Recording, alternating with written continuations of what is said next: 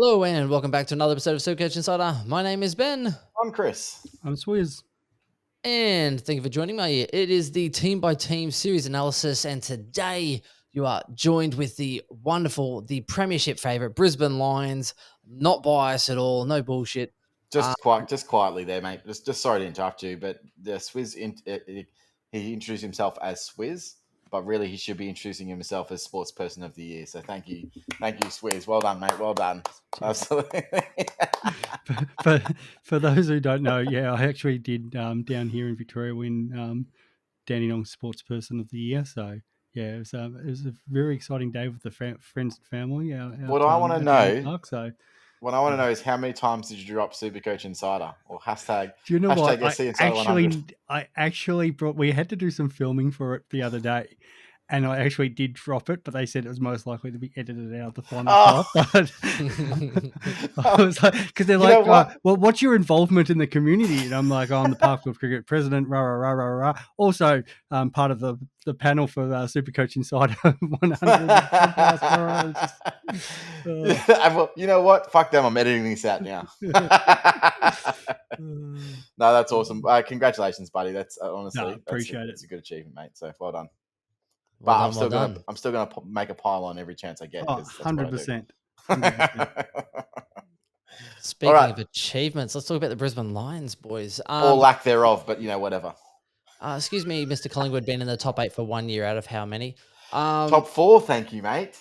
Don't diminish our results. I'm at 1.5 glass full right now, and I'm starting to get into your line. So enjoy. Sit down. It's going to be that looks 60%. Ride. That looks 60% empty to me. Before we move on, SC Insider 100, you can find us on Facebook, Twitter, and TikTok as well. Also, all the audio platforms as well. So Spotify, Soundcloud, Stitcher, you name it. Shout out as well to splashvodka.com.au. I'm really keen for another sponsorship and endorsement through them this year as well. And on YouTube, Chris.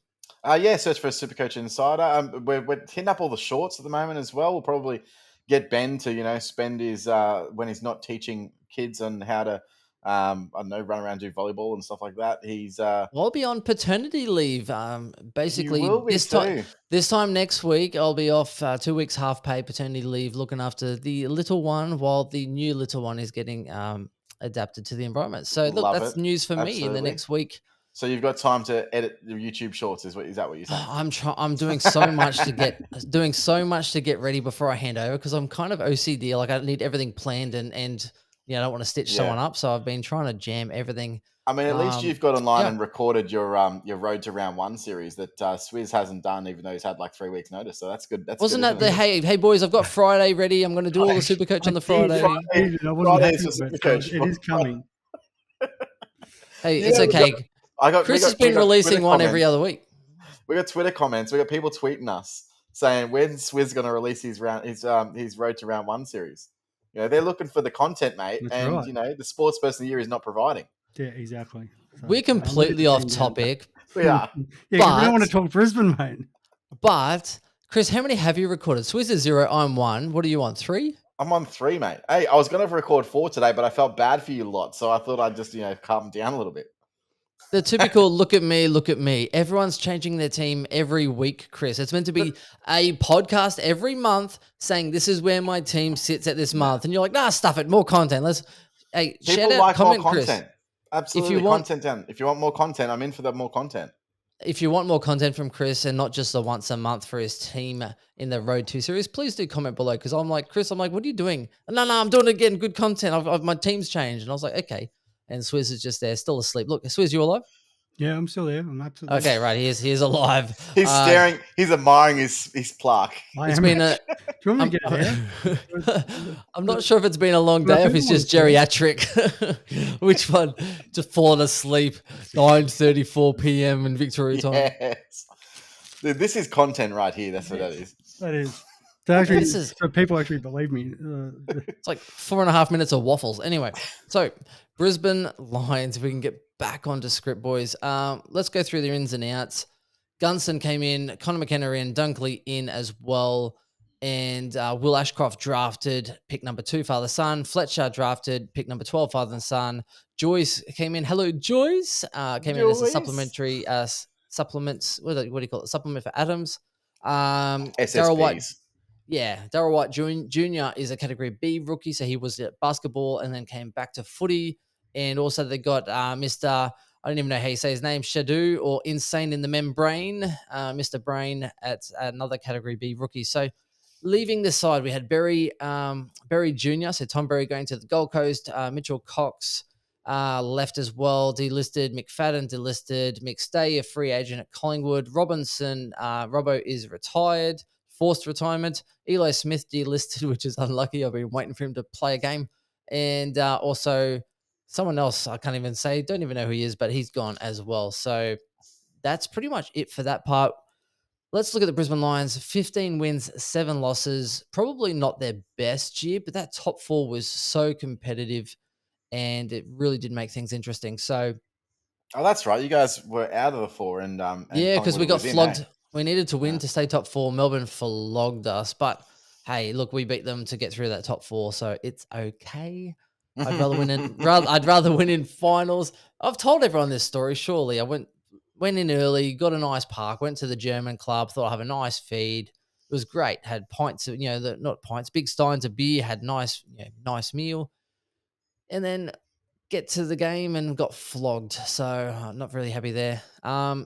Really good percentage, 119.3. So again, a high scoring team. It just, if we could defend better. Higher scoring than the league, I think they are. Yeah. And if we could defend better, or if Harris Andrew maybe could defend better. So that's doesn't help that Marcus Adams obviously now ruled out for the season with lingering concussion issues as well, which is unfortunate. And Gardner's also been in rehab and stuff as well. So it's not looking great. I'm not hanging all of our hopes on Joyce. Hopefully not. Joyce? So, little Joyce. What's that movie again? It's Ryan Reynolds. Just Friends. Okay, there you go. Mom, I'm on the phone.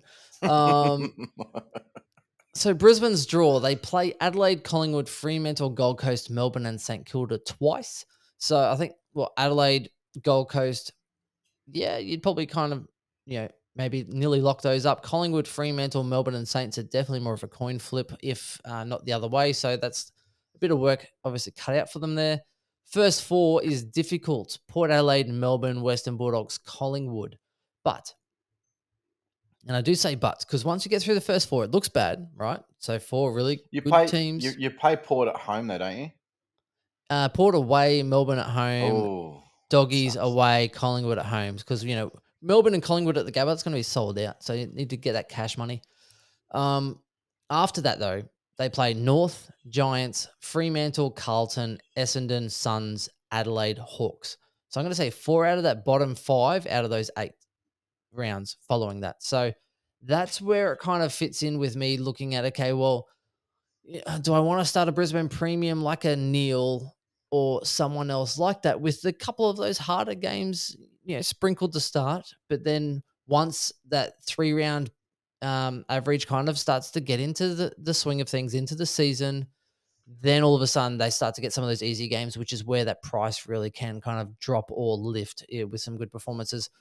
Degree of difficulty, 5th hardest for the season. No surprise. They're trying to stitch us up, unlike Richmond. Probably have the easiest draw again, Richmond. So that's it for the draw. So I am really looking forward to the season. The expectation is now here more than anything.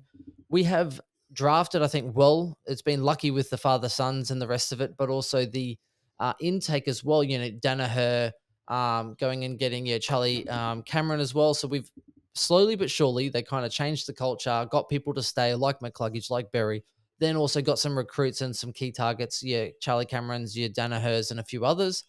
And now they've done it again with, Dunkley, the biggest probably recruit since Neil, and also getting Gunston, who is a perfect replacement for a McStay and cheaper, may I say, Chris, than McStay. So really excited. I think the interesting thing for me for Brisbane this year is how they line up. They've obviously had quite a lot of list changeover. They've got some real talent coming to the ball club. And how they fit everybody in is going to be interesting. Obviously, short down back. Have they got an SPP? They did in a defender. Yeah, Joyce. Okay. Derek Joyce. Yeah, that's right, from St Kilda. Does he play? I never even rated him at St Kilda. No, I'm I don't not know. sure I that's think going to he do might anything be for him. he might be backing up. So I think you've got, was it Payne? You've got Gardner, and you've got Harris Andrews. I think Payne was still fairly young, so they I might mean, just try and work with him a little bit. like, don't get me wrong. Like, I mean, Harris Andrews, to me, his best position is as a loose. I don't Yep. like him playing on anyone, but he's forced to every single week basically take the best defender, and I think that robs far too much out of their defensive pressure because, like, guys like Rich can't defend to save their life, so it adds everything. Yeah, I don't know. Look, with Brisbane, they just added one of the best contested possession midfielders in the comp, so if they're going to get the ball forward, they've got a great forward line. They are just leaky, like they leak like a sieve through defense, and that's the problem. So if they can somehow work out to tighten that up or change structures or maybe alter the game plan, they can lose 2 goals out of their attack if they can close up 4 goals on the defense. I think they're the Real Madrid Man City kind of setup where we're just going to back ourselves to kick more than you. Who cares if we concede 100? We're going to score 120. Yeah, unless the opposition starts to put a squeeze on. I think Brisbane. I think you're kind of right in the fact that Brisbane are probably going to back themselves to win it from the midfield forward, but I think they have to change things a little bit more and get a little bit more accountable or try and squeeze and pressure like Geelong do, because Geelong make it really hard for you to really transition quickly, right? So when it's on one side of the field, the whole opposite side of the field really does cover across to stop you switching and kind of suffocate you in to go long down the line. And I think Brisbane don't really do that pressure. Like Fremantle did it really well last year. They would use that to turn it over before it got to defense and then slingshot another attack but the off it. problem So with I that, think Benny Brisbane boy, needs to change. the halfbacks that they've got in is like Conor McKenna doesn't defend.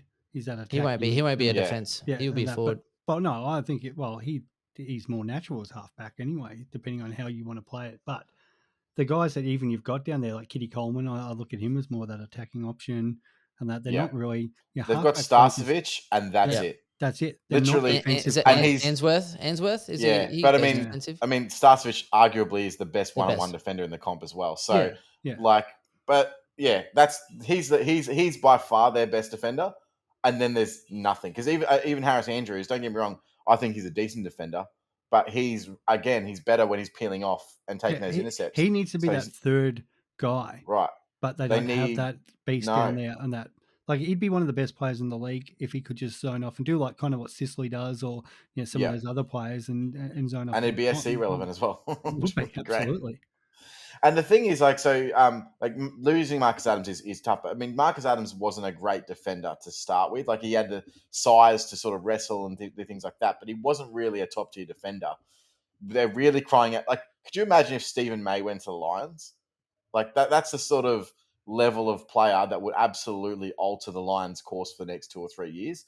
That's what they need to be targeting in the next free agent. They probably don't have the money in the salary cap, obviously now they're a bit tied up. But look, I like Brisbane. I think that they will do good this year. The fact that Dunkley went there is in my opinion, that's a move that's 100% going to propel them back into the top 4. Whether it's further or not, I don't think that they can get further with their defensive issues. So we'll have to wait and see how they try and do that. A lot of times, a lot of other coaches try and hide the defensive issues with structural setup. Like, that's what Freo essentially did. Like, they were like, okay, we don't have the team to be able to we don't have the great forwards. We don't have great small. We're sort of average all over the park, but we've got a great defense. We're just going to suffocate you with defense, and then just hopefully that pays off for us. And to a certain extent, it really did for quite a large part of the season. If Brisbane could just identify the fact that they have a poor defense and then make their game plan as a defensive style game plan to cater for that, I think that would put them in good stead. But I don't think they want to do that. So, it'll be interesting for the season for sure. Interesting. Let's get into the premiums. I'm going to start off with Josh Dunkley first, just because he's probably the most relevant, probably the most highly owned as far as Supercoach as well. Forward mid, which is why there is definitely a lot of appeal, $596,400, 26 years of age, so kind of getting into the peak of his career, nearly like hitting the straps now. And he definitely was, I think, again, we speak about brought to Brisbane to play that midfield sort of role. He's a tackler. He plays that defensive style as well that a lot of other lines don't really probably have as much. And he's great in and under. He's also good on the outside. He can hit the scoreboard. I think he's an absolute complete package. So we have a look. 108.3 was his average. He actually had the exact same amount of scores over 125 as Lockie Neal did. It's just the lower end sometimes, 18% of games he would go under 80, but I can't really see that happening if he's now playing pure midfield. And I think we have to go back a couple of years, Chris. You might want to back me up on this, but at the Bulldogs, I think it was a couple of years back, he played pure mid and he went, was it like 120, 128 average? It went It was huge. 130, yeah. And like, here's the thing, like, I mean, this is the only reason why I think everyone's going to start dunking because they all know this anyway. But he averaged what he averaged last year, which is close to 110, and he had 50% CBAs. The kid is honestly one of the best contested footballers in the league, and just unfortunate that he also played with two other guys named Bontempelli and McRae that are also And could probably Liberatore. put their and Libba You can only, Libba can only play Libba. Lib. Yeah, Libba can only play mid too, which it hurts. And he's tall. He actually does have a good set of hands. I don't necessarily think he's a great shot at goal, but he can obviously hit the scoreboard. His hands in close are like right up there with Patrick Cripps, in my opinion. Like, I might be just celebrating the fact that it's Josh Dunkley and whatever, but this is how much I rate the kid, and I can't wait to see him unleashed. I would argue he would be easy top 3 this year in terms of average overall over the season. I think he's probably going to be 125 plus. And it's a big call early, but yeah. So if you don't have I think the Supercoach DR said on Twitter the other day is like, there's like 31% of people that don't have Dunkley. I'd argue that 31% of people might just be auto pick teams like at this stage. Yeah, for sure. But yeah, he absolutely will be the number 1 picked player for the year. I don't think there's any way around that. My frustration has always been he was in Richmond's VFL team coming through his draft year. Yeah. And I was hoping we'd trade up to get that. Obviously, there wasn't live trading then, but get that pick around that end of first round selection because I knew Dunkley would fall somewhere there. But maybe they were always thinking, oh, father, son. But then, the Bulldogs got him. I think Sydney, I don't know what the matching rules were there or whatever, but the Swans didn't take him, which was just really weird. And then since then, obviously, he's just dominated.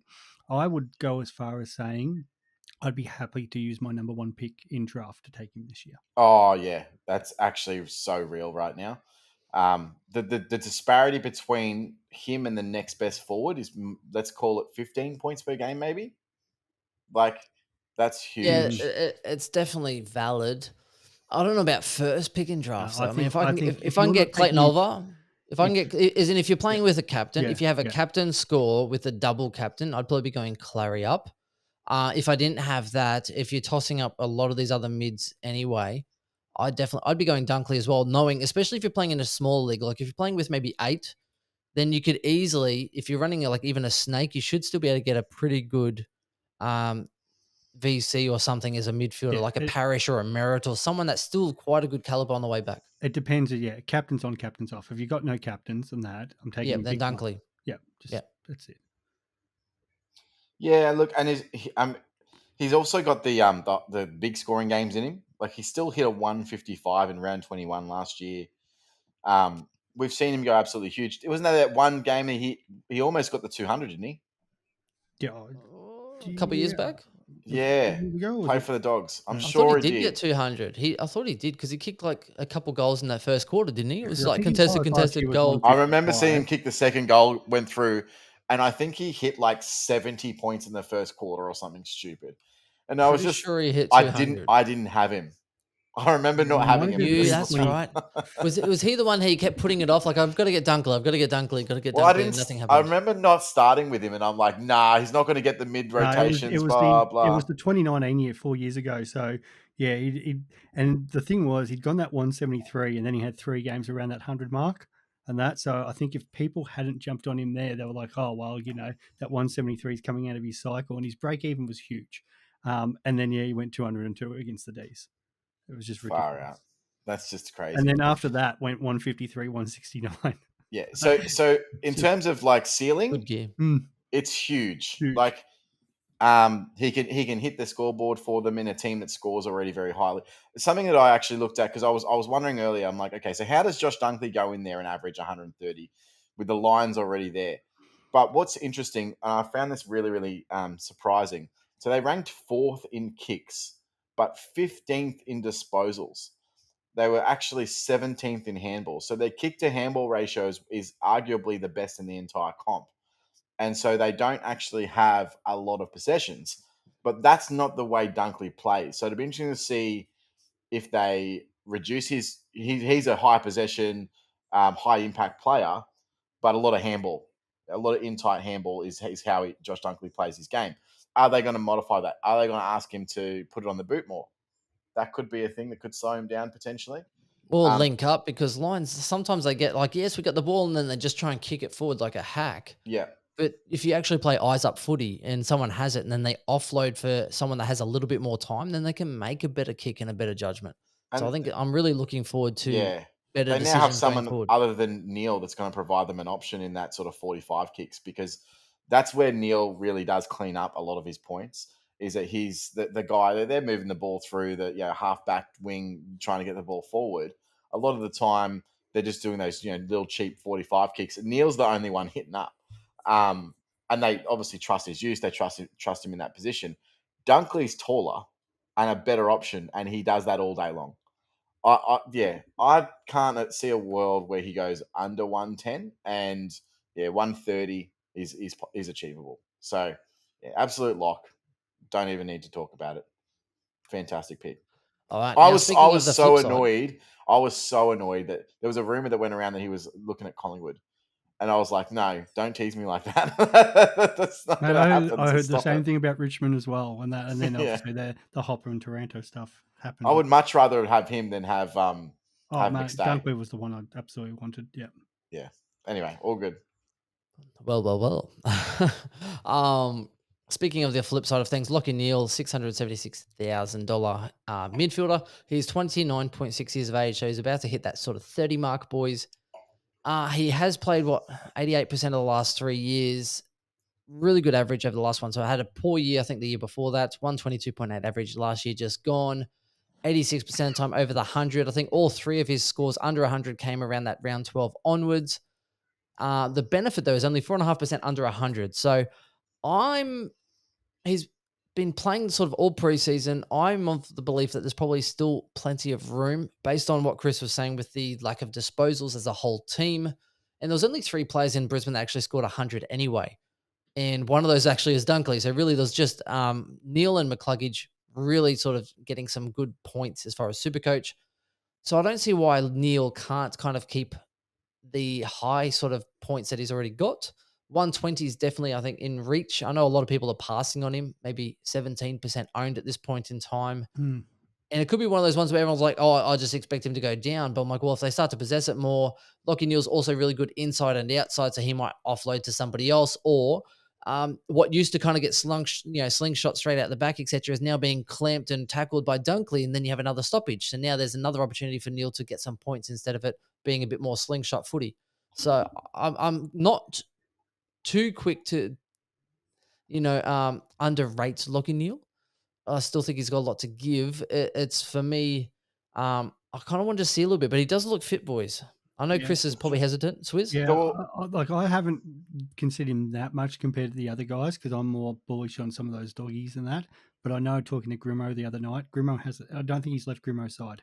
Grimo is as bullish on him as possible. So usually Grimo's on the mark with stuff like that. So I'm actually reconsidering it. Well, my biggest thing is if you don't start him, you can't have him.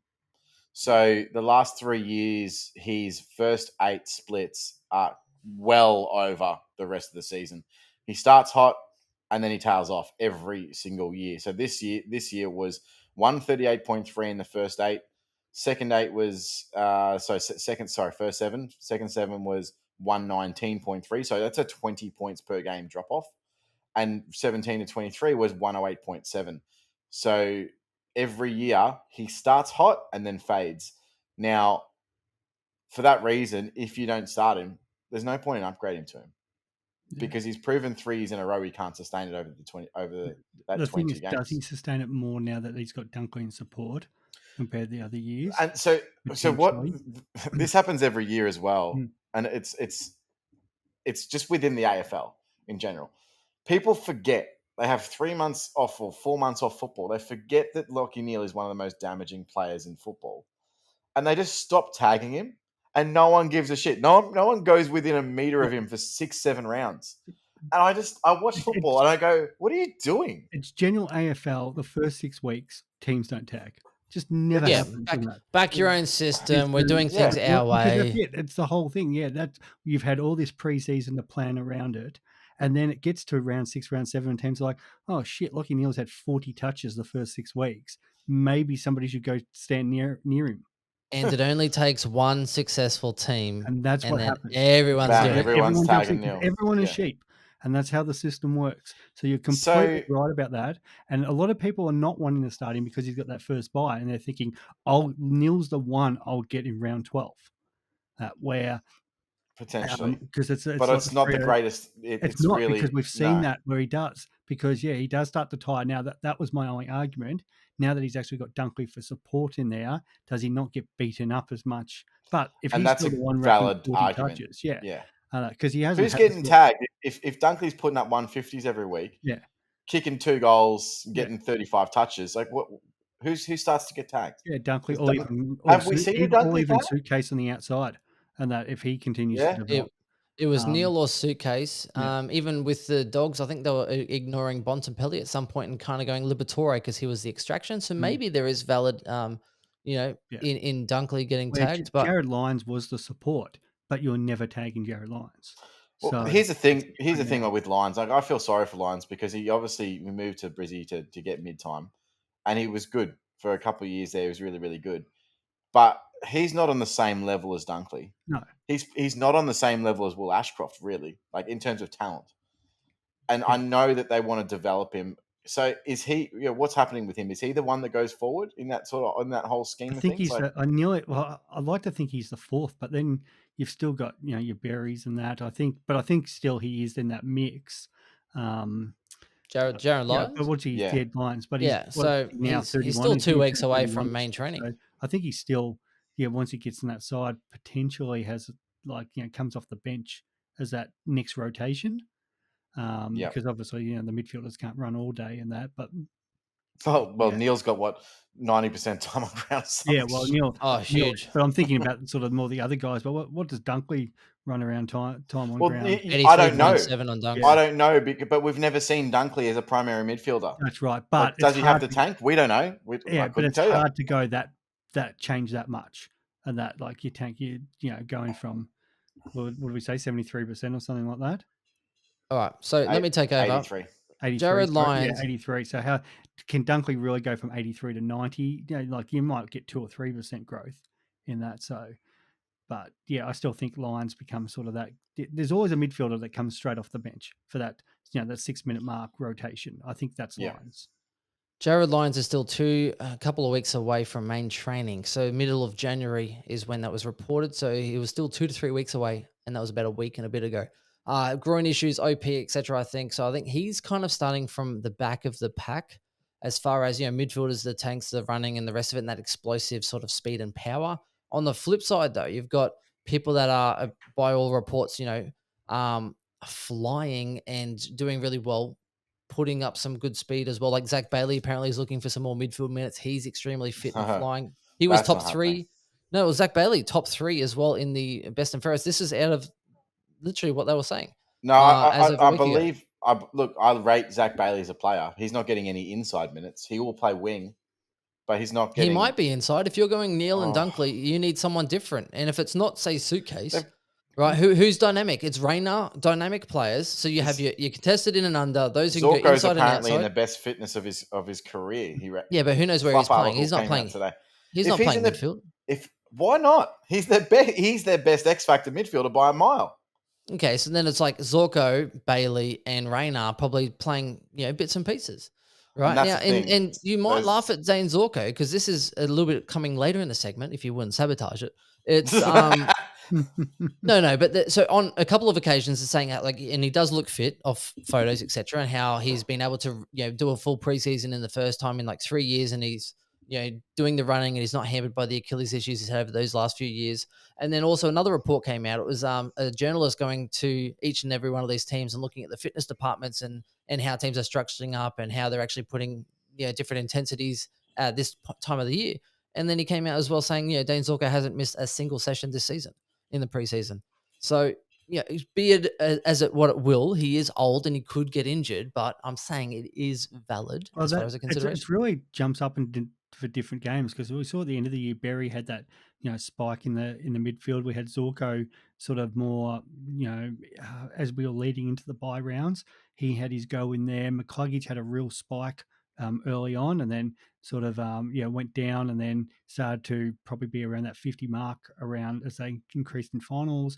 So it all depends on, I guess, who's playing too, because there's so many that can run through there. And you've mentioned, you've got Zach Bailey, Lyons coming back, and we haven't even talked about, Rayner and Will Ashcroft too. So they're all guys that get their opportunity. And even if it's, they might only get, 1, 2, 3, 4, it's still, that's still a percentage coming off somebody. So I think we haven't even talked about guys like Dev Robinson. Yeah, and those sort of guys Reece Matheson. too. So there's potential where they'll do a bit of rotation. I think the Lions could be because some of those guys are so flexible and can play other positions or push out on the wings and that. I think their bench setup could be really interesting next year or this year. The other factor that now is completely escaping me because I've just gone. Jared Lyons was actually second to Neil for CBAs as far as a percentage for the year. McCluggage was third. Yeah. So I think there's definitely a lot of escape there. I mean, the thing is, Rayner was 24, Bailey was 21, Zorko was 21, Berry was 15. So they did definitely have some bit players. So I think Berry played a role though. Yeah, Berry's a role player. So when he went in there, he was there to tag. So he probably will still get that same. I don't think that. It depends. I don't think they tag anymore. Just throw Dunkley to him. No, but I think it depends on who they're playing. Yep. Yeah. If you're playing against, say, the Doggies or Melbourne, they're going to send Berry in there. But if you're playing against North Melbourne, it'd be like, who cares? We're going to beat them. I think both times sending Berry in there. One of the Berry was good tagging Clayton Oliver for a half of football, and that was only because Berry went to the coach saying, "I want to do this." Yeah. Otherwise, Dunkley's a better tackler. So why would you put Berry in there? Different games, so they'll do that. There will be games where there'll be somebody on fire, and they'll go to Berry, in you get. The thing is, you wouldn't use Dunkley for that, and this is a coaching 101. Yeah. You want to be able to use one of your lower grade players to cancel out one of their A grade players. There's no point in you getting one of your A grade players to cancel out one of their A grade players. That is literally no one wins. You guys do that against us? Because I'd be happy with that. Yeah, absolutely. Yeah. Let Dunkley sit on Hopper for a quarter. Who's your coach? Someone again? did it. Fagan, someone right? did it to Dangerfield as well. You can stop them from scoring, but win the ball your own way. Yeah, but Dunkley's just too good to You're doing that to your third best guy. Be like, yeah, you're not doing that. Fagan's come out and said in regards to tagging, because he had he was on an interview after Jared Berry had that success, and he's like, well, why don't you just start the game that way? And he said that. That's not the way that they like to play football. They want to run their system, see how that's stacking up, and then they'll apply a tag if they need to. So that's why Jared Berry is basically like a break glass in case of emergency player. He will get thrown into that role, and it's why that we never saw the big scores that we expected from him when playing mid-minutes last year, because he would only really ever go in there to tag or whatever it may be, and his scores obviously plummeted when he was tagging. But don't get me wrong, he was able to win the ball at certain stages too. But yeah, so that's Brisbane style RE tagging. They will do it if they need to clamp someone, but they won't do it from the get-go.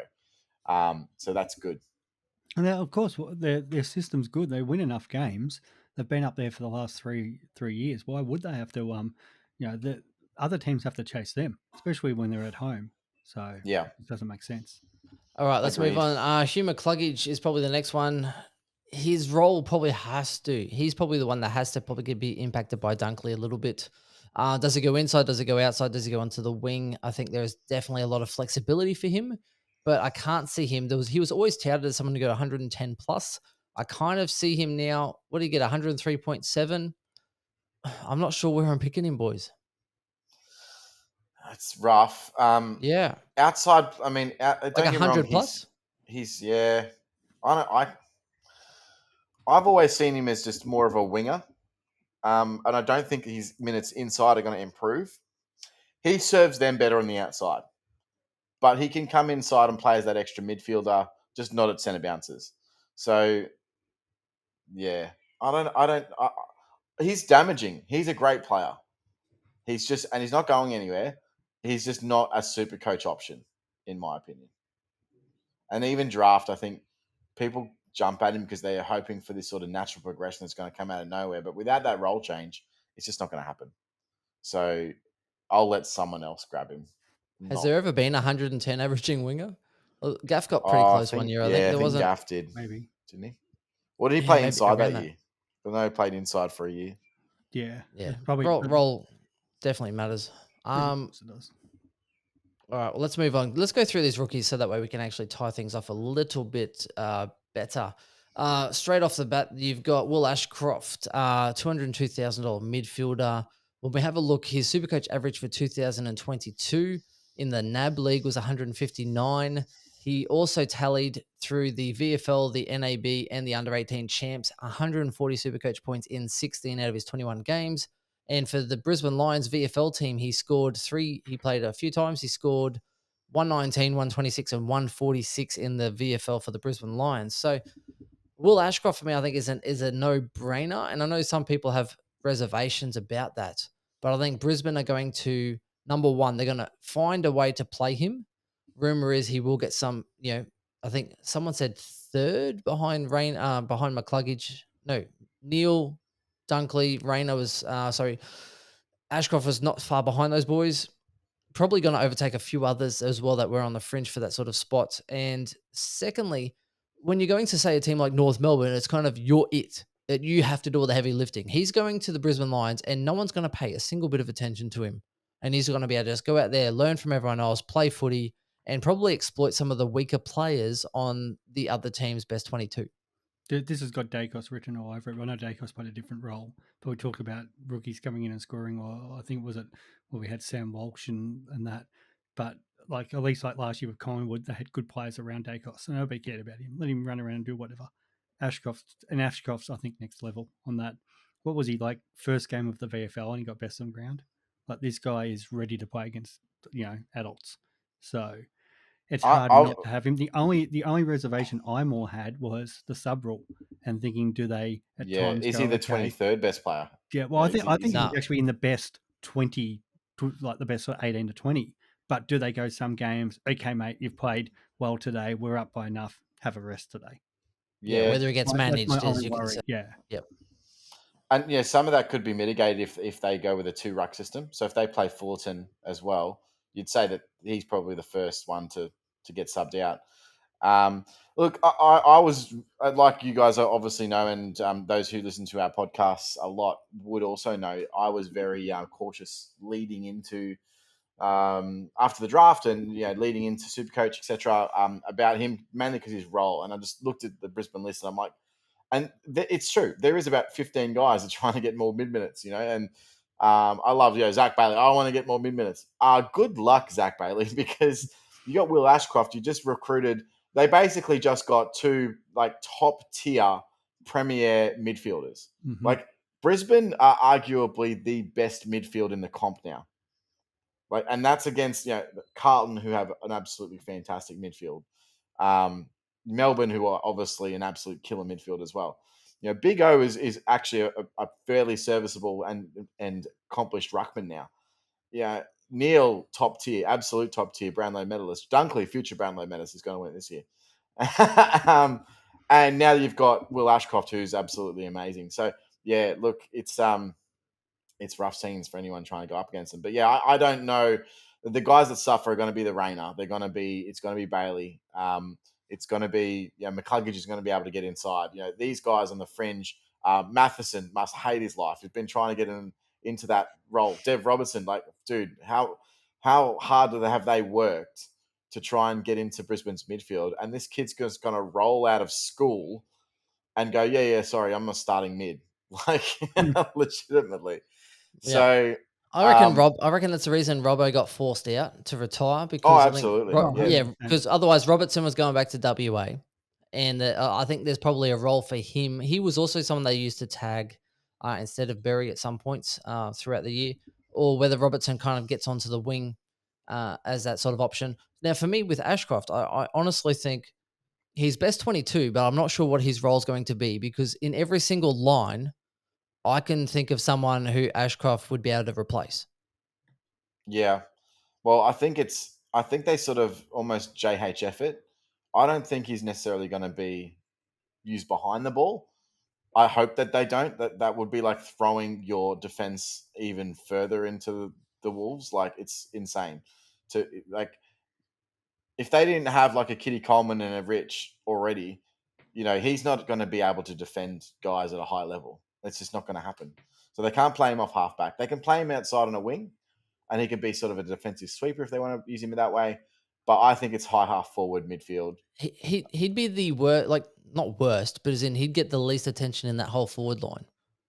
You look at it. So you have like Danaher, Gunston. I don't know if Fullerton's in that at that point in time, but anyway, you got then you got Charlie Cameron, you've got Zach Bailey or Raynar. One of those two will probably be in that sort of mix, and then you've also got old mate from Geelong. I can't even think of his name right now. McCarthy. So he would be McCarthy, right? So all of these really dynamic, good forwards who are damaging. And then all of a sudden, it's like Ashcroft is just floating in on like the worst player in the opposition's team, going, oh, "Okay, cool."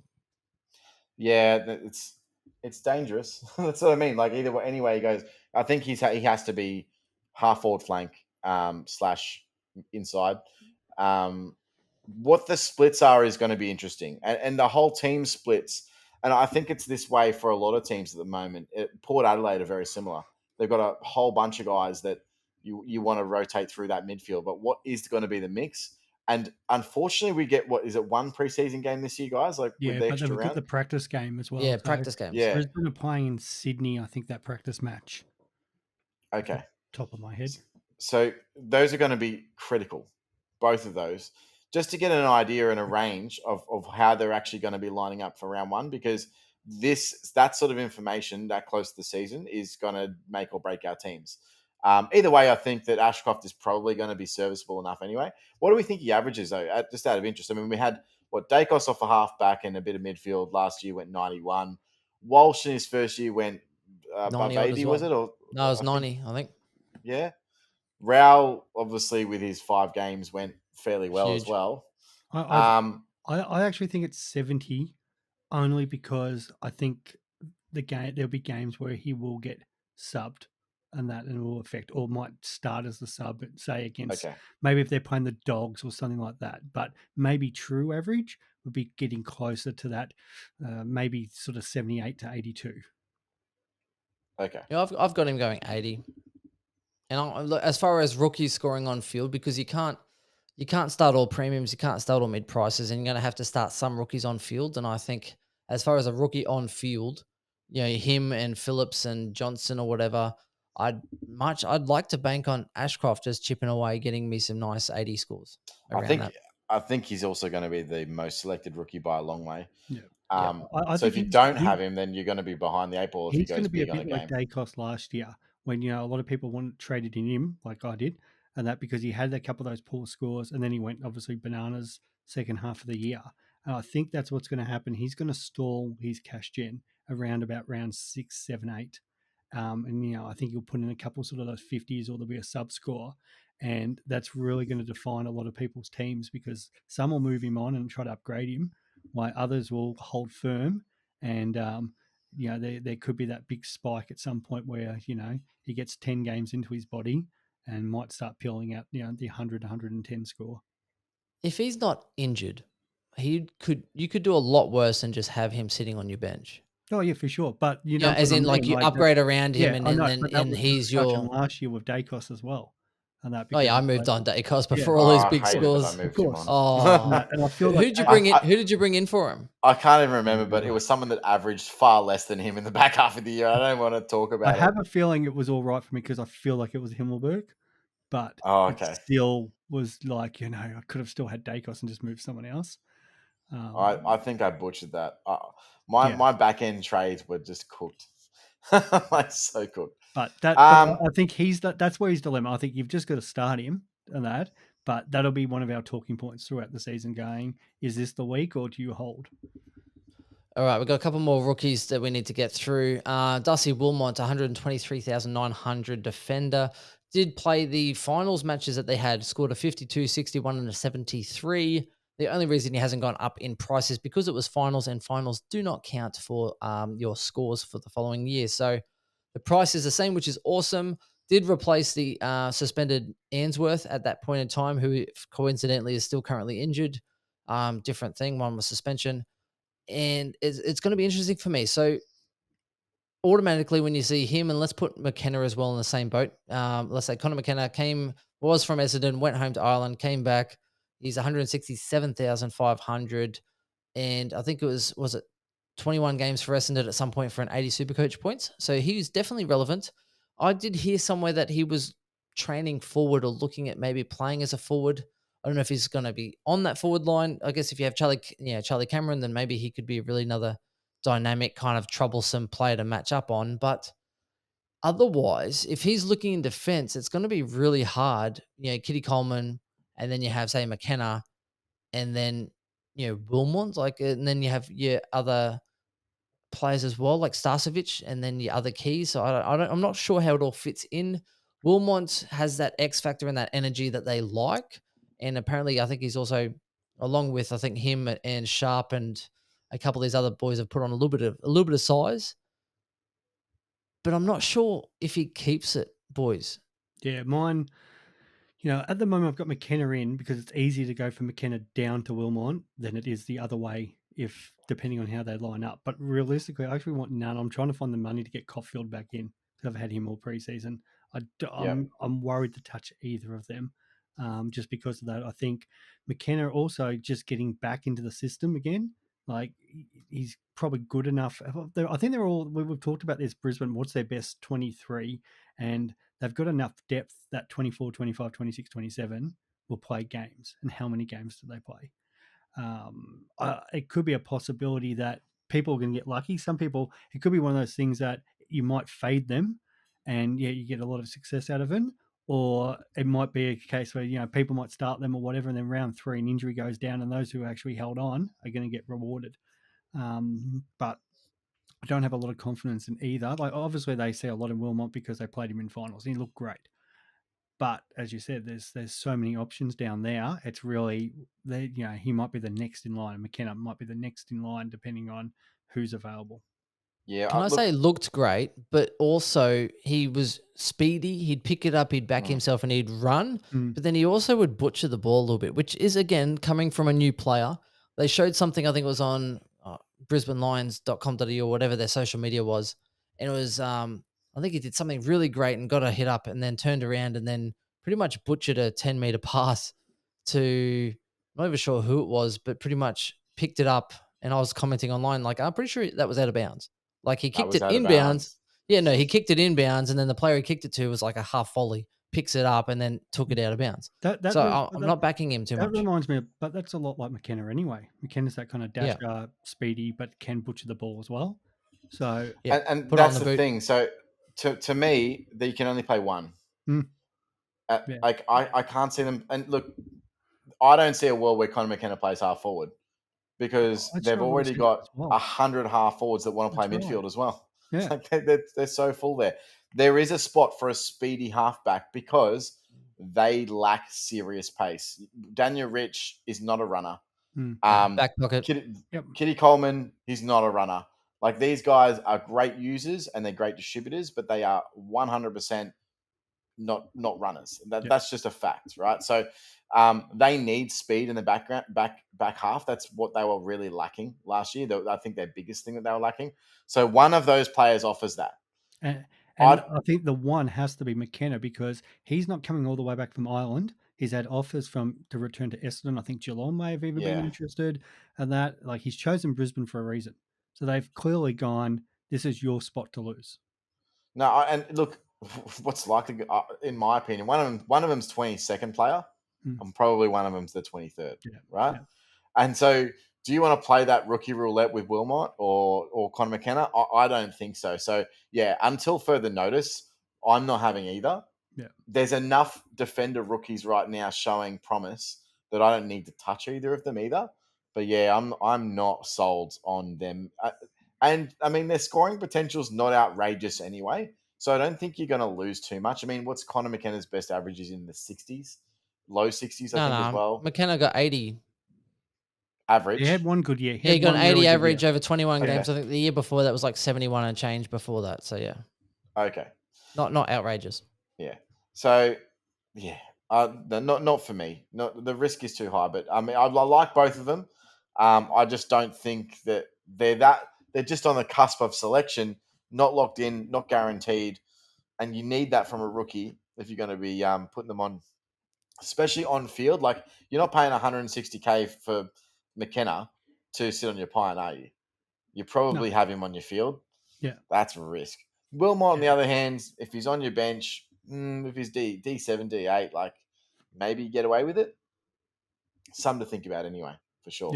Yeah. I like my bench defenders. I think at was it that Weddle? That's as expensive as I want to go on the bench. Yeah, you're not wasting an extra 30K to have a bench player. So I agree. Let's get into some breakouts and some different value here, boys, particularly for draft leagues as well. As we said, we've already mentioned a few of these players as well. Kitty, I know you've got some, and I wouldn't mind jumping in there, mate. Are you going to talk about the Big O? Have you got him on your list? Yeah, that's part of like draft relevance. I'm not really picking him in standard. No. But let's start with the Big O as far as draft relevance goes, because the ruck line is very problematic. Now, I don't know about you boys. If I'm with the draft line, right, and rucks, because normally rucks would get picked very, very, very early. I can't see many rucks getting picked inside the first 2 rounds this year. I think the rucks, it all depends on your how many teams in your league. If you've got a 10-team league, you grab Big O in the whatever your second, third, fourth, last round is, grab him, because I think he can average within 10 points of probably the 4th best ruck this year. I think he can still go 90 if he's tapping down to Dunkley. That like he's got the history of going sort of that 85 to 90 range anyway. And do we really see too many other rucks going big hundreds? So why would you go early? However, if you're in a deeper league, say we play now 14 or 16 league, with the rucks really thin out after him. So I think he's in that sort of that 10th best ruck, but there's nothing really after that. So it all depends on your size, because I think he's in that range. Yeah, I think if you're playing 8 to 10 leagues, you could probably afford to leave a ruck till very late. Yep. I'm just saying, there's very comfortable having. I think I had him in one of them last year, and I took him like round 16 or something, and he still went. What did he go last year? 80 something, 80. What did he? The Big O. Yeah, he went 88.5. 88. So it's like, I'm getting somebody really late who's averaging 88, and you look at what the other rucks did, and he plays most weeks. He's got really no competition. There's like, they give him the chop out, but he runs around, and now he's got a better midfield to tap down to. So he's not a standard, but in a draft, he's one that I'm likely to have shares in. Yeah, and if Dunkley's getting more tackles, there's probably more stoppages and more taps that can kind of go his way. They're going to be running Fort as sub this year, or they're going to ditch that idea? Because no, if anything, they'd probably start Fort on field and then just run. Now that doesn't matter if you use or don't use the sub, I guess. Going into the draft, though, there are a few people that there's definitely value. So I'm not going to call them like a breakout, because the only one I think that could probably break out would probably be a Zach Bailey. And he needs quite a lot to go his way. I think he's a very dynamic person, but because of the nature of position he plays, it's kind of a hit and miss. Sometimes he goes very large, sometimes not as much. And but for me, as far as value goes, based on their average last year and the averages that they've had previously or potential average coming up, Dane Zorko we've already spoken about as a forward, 453,000 in standard, but 82.3 average. There's no reason, if he is fit and he's dynamic and Brisbane are winning a lot of games like we expect them to, and he's not really going to get the attention with all of these other things going on, I can see Zorko hitting that 90 to 100 mark possibly. So I think there's a little bit of value there for draft leagues, particularly not going there in standard. But that's one for me. The other one is Harris Andrews as well. Went, I think it was like 90 odd the year before that. He's easily 10 points under that the year just gone. So he's 79.6 average. As you start to get into your D5s or your bench options, I think you could do a lot worse than having a Harris Andrews who might be able to have that potential to hit a 90. Zach Bailey is the other one. So if I had him as my F5, I'd be laughing. 76.5 average. I'd love a Zach Bailey as my F5. Particularly those 22 sort of team leagues, or even if you could get him on the bench or anything like that. 76.5 average. Probably people jump for him because he's quite a popular player, but I see him as a pretty good serviceable option. And then Cam Rayner got a 71 average of 22 games, but did show some real talent and kind of connected everything together in the back end of the year. And he's someone that I actually see going 80 plus this year. So a bench option as well for draft. The one I'd like to throw in is Gunston coming in. Yeah, Gunston. He'll be the real forgotten man there. With McStay gone, we know how crucial role that McStay played for them last year. With Hipwood, Danaher, I think Gunston, can play that hit up role. So he's one that I think a lot of forget or be like, oh, how he because of his age and whatever. But yeah, you just got to remember what McStay go last year. Like he had games where he's very serviceable. So I think as a late pickup in the forward line, he could do a lot worse. Yeah, maybe bench for me. I don't know if he's a serviceable but also scoring, or if he's just kind of do the role and chip away. Is he going to play forward, or have they earmarked him to play defense now with Marcus Adams gone down? If he played defense, then I'm definitely looking at. That's what I mean. Like he all of a sudden becomes standard relevant if he goes behind the ball. Yeah, 393,000 in standard. It'd be interesting to see what they do, but he was someone kind of like a Sisley, was forward and then put him in defense and scored really well in defense. Well, they need a tall. They need what's Gunston, 193 or something? He's not like a traditional tall forward. Yeah, he's not going down there to play lockdown if that was the case. No. But if Harris Andrews locked down, then he can go and take some marks and just extract the ball. Yeah, he's 193. So he'd be playing third. Yeah, well, but here's the thing, right? So this is the real question about Brisbane. Yeah. Right? So their forward line, they've got Danaher obviously up there. They've lost McStay, but they will probably have to play another big forward, and are they going to go with Fullerton and then Fort? Probably. How big are they going to go? Are they going to go, Gunston down there, and then they can go, Gunston, Danaher, and then just Fullerton or just Fort, and then leave that extra tall out? Like, I'm not really sure how they're going to line up round one, but there's an option there that if keep an eye on it. If Gunston ends up playing behind the ball, you want to be on that boat, especially in draft. I think that's just absolute. I'm not sure how much meat on the bone there is there, but that's a lot. So I'd be interested to see. Yeah, I think what he averaged 70, so there's definitely a little bit of room for that one. I think that's pretty much rounding out a lot of this, boys. So I am watching out for Devin Robertson. I think if anything, any role he'll get, it's probably more wing, and at 259,000 for a wing-ish kind of play. I'm not sure how sold I am on that, but I am kind of keeping a loose eye on him. I do hope he gets a good gig because I do quite rate him as a player. And again, we have seen him do some accountable roles, which kind of would shoot him in the foot as far as cash generation anyway. Benny, yes. I'll throw one last one at you, just a bit left field for those people who do like kind of your keeper leagues and stuff. Will Ashcroft obviously going number one in our drafts, in keeper drafts, if you're starting a brand new one? Well, maybe not even a brand new one, but depending on if you're already have your draft and you've got pick one, you're taking Ashcroft. That's what I mean. Yep. What are you trading to give up to get Ashcroft? Well, I can tell you this firsthand. I traded Lockie Neal to get Ashcroft. It depends on where you are. So I won our keeper league last year, and I had a very old demographic. So I had like Hawkins and a few of these other, like, quite an older team. And the only young ones I sort of had, I think, was Bontempelli and Ashcroft. And then looking at the teams that were kind of coming up behind me, I was like, wow, they've got some real young talent. You have all of these, Walsh and all of these other, Andersons and all of these players coming up behind you, where I'm like, they're going to kick my ass next year. So as a Brisbane fan, I was like, okay, well, I can get rid of Lockie Neal, who's turning 30 or whatever, and he might give me a couple more good years. And I can trade him, and I can get pick number one, and I can get Ashcroft, who might give me another good 10 years or something or other. So I think in keeper leagues, sometimes draft picks are overrated. So you can be like, oh, hey, I'll give you Bontempelli for pick 6. It's like, cool. Well, what are you going to get at pick 6? A pipe dream and a, it's kind of like getting a busted up car and you have to polish it all up yourself and wait 10 years for it, 5 years for it to get going.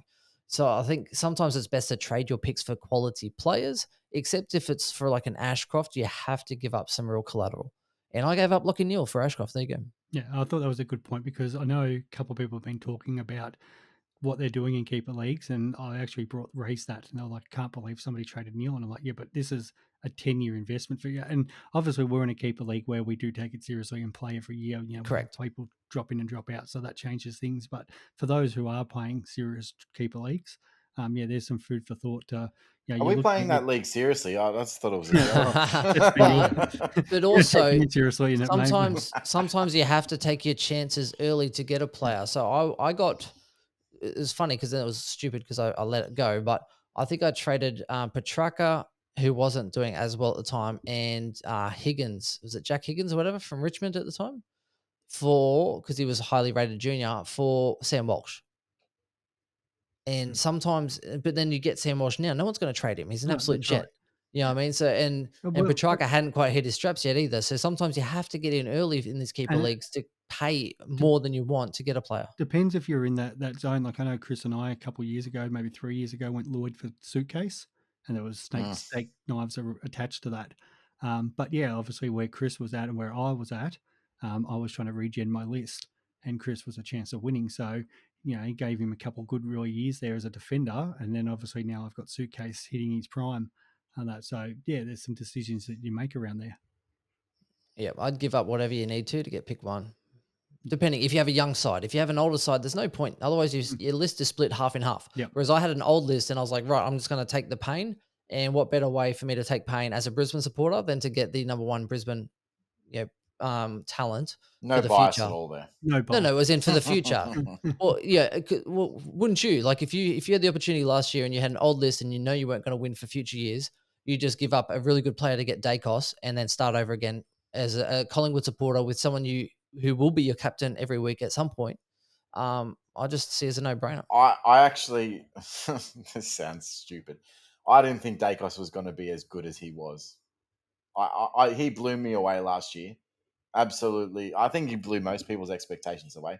Was what, round 9, round 10 or whatever, Dacos is averaging like 80-ish or whatever. And I'm like, oh yeah, like he's playing well, like he's doing well in his role, blah, blah. Turns out that he's had an ankle injury. Comes back 2 weeks later and absolutely tears a new one. Like I couldn't, that back end didn't as you see guys that know, coming. I track a lot more of the under 18s, like a couple of years out, and obviously really big on Walsh and Rowell, but I wasn't as big. I was already talking about Will Ashcroft the year like for Dacos, like, oh yeah, there's a couple of really good players in this draft, and this is going to be some good ones. But yeah, next year when you get Ashcroft into the league and that, and if I think we were trading future picks, I probably should have gone harder because I knew how good Ashcroft was going to be. But yeah, Dacos it's not a surprise because we knew he had a lot of talent, but yeah, this good, yeah, what a bonus for Collingwood. And I love the fact that we got a Pies player on a Brisbane podcast as well. Thanks, mate. Yeah, quickly, just before we go, we didn't chat too much about Jasper Fletcher. I don't know anything about him. I was just hoping that we could get a little bit of info. Do you think he's got a chance of playing this year? Or he'll play at some point? Possibly. So I think he's also quite highly rated. He was more of an outside player, so more of a wing sort of player, so a running kind of link-up player. He did have some, I think once he got drafted, some back issues. I think don't know if he had surgery, but he definitely backed off a little bit. He's had, I don't think he was back in training until just recently, or at least running. Correct. Yeah, just back sort of recently. Where are we? Fletcher. Finally returned to running January 13 as he recovers from back injury. So he's someone I'd look at as maybe as a downgrade option, but he is quite expensive for that 157,000. And again, as an outside kind of player, but I say outside. I think the Lions will probably use him more as an outside link-up player, but he did have some fairly good. I think it was 40% or something like contested possessions in his game as well. Recruiters generally look, even if they're outside, they still have to be able to win. This is why Dylan Stephens will never be an AFL player, by the way, is that if you can't win your own ball in the junior levels and they rate about 40% as the minimum requirement, you're never going to be able to play AFL football because a lot of your possessions just need to be contested. So that 40% mark, even if you're an outside player, is important for recruiters to see that they can actually win their own ball. Who's swearing at me on the spreadsheet? That must be you, Chris. Yeah, it was. Just saw that. Yeah, and that's why Aisha as well struggled, I think, for quite a while because he was a very low contested possession player, and Brisbane jumped early on that one. Look, that wraps us up for a very in-depth, kind of distracting Brisbane Lions podcast there, boys. That was like just a general podcast talking about Brisbane and Pies everything. is going to be at least 2 hours, so I don't know. Buckle in. When do we get the Tigers, mate? Oh, wait until I get the Bombers. Wait until I absolutely destroy that, mate. Yes. I can't wait to rip into the Bombers. Look, that's it for the Brisbane Lions, and we'll catch you again soon. Cheers. Bye. Bye.